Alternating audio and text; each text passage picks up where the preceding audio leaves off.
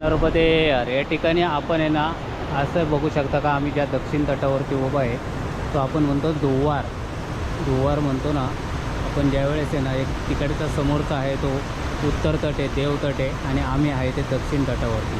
दक्षिण तटावरून जो नर्मदा परिक्रमा करतो तो जो किनारा मार्ग आहे तो याला सुंदर असं ठिकाण आहे आणि सुंदर असे नर्मदा मैयाचं आपण दर्शन घेऊ शकता.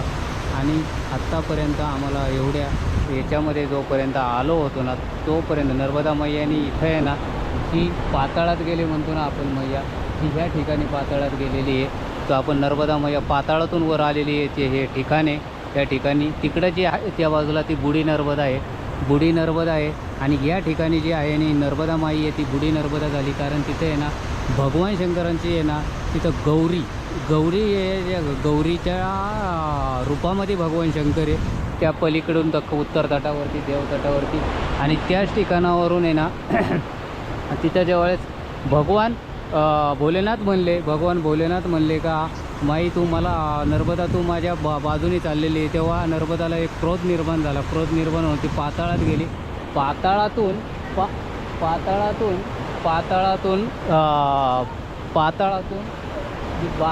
आहे ना पाताळातून खाली क्रोध झाली आणि परत पुढे गेली. ते ठिकाण तुम्हाला दाखवतो, त्याच ठिकाणी ते ठिकाण दाखवतो. ते ठिकाण असं आहे का तुम्हाला बघू शकता. हे असा एक नर्मदाजीचं असं जेल जे पवित्र असे जलच्या ठिकाणी आम्ही पवित्र नर्मदाजीची परिक्रमा करतोय. आता परिक्रमेच्या ठिकाणी आम्हाला असा शुभ दिवस आहे. आजचा शुभ दिवशी आम्ही या ठिकाणी जे दर्शन घेतलं नर्मदाचं रूप असं आहे. एवढं या रूपामध्ये नर्मदा चाललेली आहे आणि अशी पुढं जात असताना जी पाताळात जशी नर्मदा जी गेलेली आहे, हे ठिकाणे जे पाताळात गेले ते हे ठिकाणे इथं नर्मदाची खाली गेलेली आहे.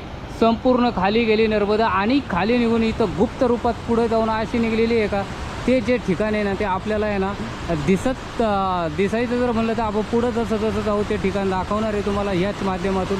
आता मी ह्या ठिकाणावरून आहे ना या ठिकाणी असताना असंच समोर जाऊन आहे ना तुम्हाला जे ठिकाण दाखवतो बघा. ह्या ठिकाणावरून तुम्हाला संपूर्ण नर्मदाची अशी डायरेक्ट खाली पाताळात गेली. क्रोध निर्माण झाला, एवढं स्पीड आहे इथं ज्या नर्मदाजीला. इथं ज्यावेळेस नर्मदाची गोल गोल फिरत चाललेली आहे या ठिकाणी. आणि हे जी क्रोध निर्माण झाला तर राग आला होता त्यावेळेस, या रागाच्या याच्यामध्ये नर्मदाजी आहे ना का गेली. कारण नर्मदाजीला 7 पर्वतांमधून एक पर्वत निवडला होता ज्या ठिकाणी नर्मदा जाणार, जिथून जी उगम स्थानक होणार. कारण यांनी विचारलं होतं, भोलेनाथांनी जे विचारलं होतं, त्यांच्या वडिलांनी जे विचारलं होतं का पुढे तुला कोणत्या पर्वतातून जायचं आहे, तेव्हा सगळे पर्वतांना नर्मदाने विचारलं.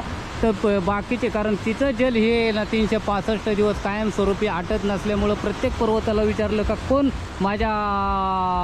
मी कोणाच्या याच्यामधून उगम स्थान करू. प्रत्येक पर्वताला विचारलं. ते 7 पर्वतामध्ये एकच पर्वत असा म्हणला का मेहकल पर्वत म्हणला माझ्या या ठिकाणावरून आपण उगमस्थान आपण जाऊ शकते. त्यावेळेस ती गुप्त रूपामध्ये तिथून जी चालू झाली परत मागं फिरली. 7 पर्वत नाही म्हणले, पण 7 पर्वतांना तोडत नर्मदाची ज्यावेळेस 7 पर्वतातून निघाली ते 7 पर्वत आहे टोटल आपले.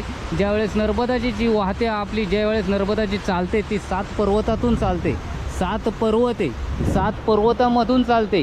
हे सांगायचं म्हणजे मेहकल पर्वतातून उगम स्थाने आणि त्याच्यानंतर सातपुडा पर्वत, विंध्य पर्वत, मादांता पर्वत,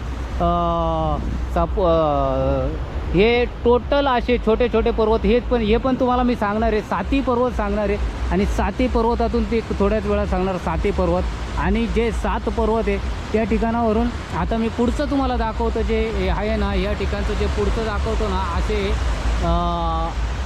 असं या ठिकाणी ज्यावेळेस नर्मदा मैयाचं असं रूप आहे. आम्ही दक्षिण तटावरून येण्याची परिक्रमा करतो. पवित्र अशा दक्षिण तटावरून आम्हाला येण्याचा योग आहे आणि या योगातून आम्हाला असा अत्यंत आनंद वाटतो की आम्ही नर्मदाची परिक्रमा करत आहे अत्यंत आनंदामध्ये. आणि आनंदाच्या याच्यामध्ये आम्ही नर्मदाची परिक्रमा करत असताना एवढं आनंदाचं रूप भेटलं का जिथं.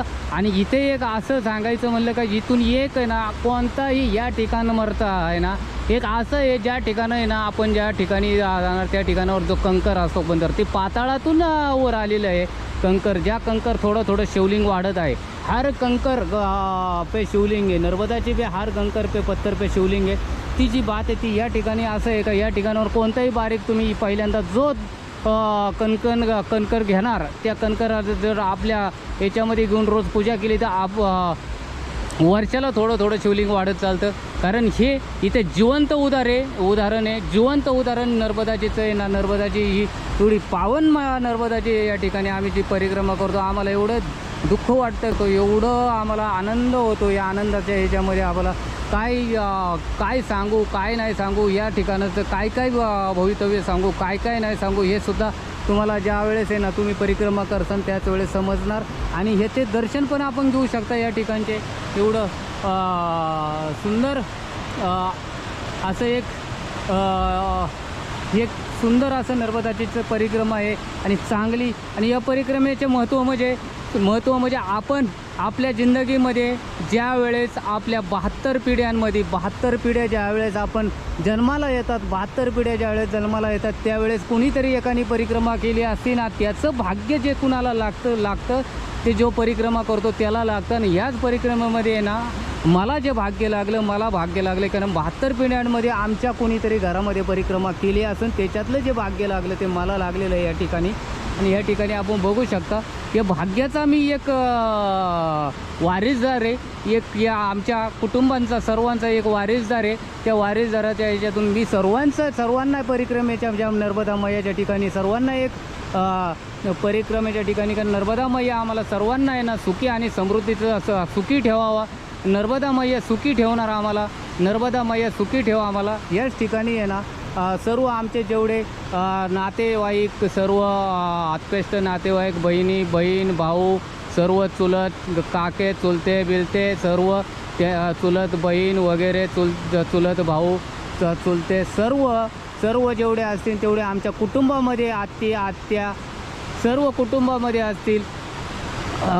या ठिकाणी सर्व कुटुंबातले आमचे सर्व असतील कुटुंबातले सर्व व्यक्ती असतील त्याच्या कोणीतरी आमची परिक्रमा केली असेल त्याचं भाग्य मला मिळालं आहे. त्या भाग्याचा मी एक सदस्य म्हणून किंवा एक मी वारीसदार म्हणून त्यांच्या कुटुंबामधला एक जन्माला आलेला एक पुत्र म्हणून मी माझी परिक्रमा करत आहेत.